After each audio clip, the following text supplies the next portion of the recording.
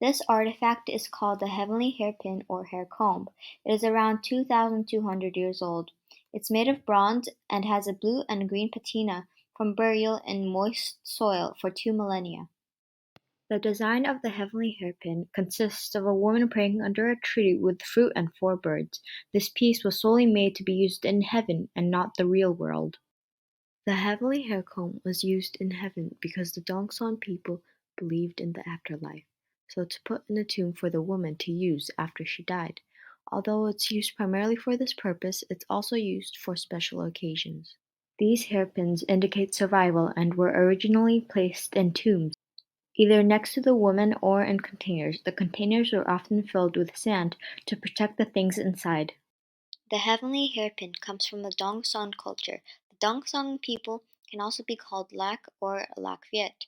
They were very well known for their bronze objects and especially their drums as shown in the picture. The group was located at the Red River Valley of northern Vietnam from 1000 BC to the 1st century of AD. The Red River Valley is beautiful with its landscapes, and the Red River in the Red River Valley has a very irregular volume throughout the year due to its easy crumbling soil at its basin, especially in the red lands from which its name derives from.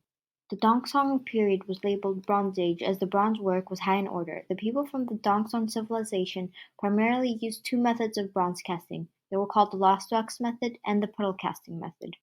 For this artifact, though, I will be focusing on the pearl casting method as it is the one that is used to make the hairpin. In this method, the first step is creating a mold. Generally, it was a carving into sand or wet clay laid flat on the ground.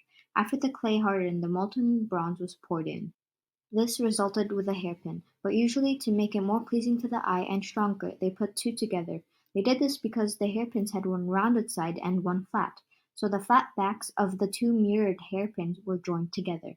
The Dongson period was followed by the Han Viet period, also called the period of Chinese dominance or other similar names. During the Han Viet period, much of the material culture of Vietnam was altered.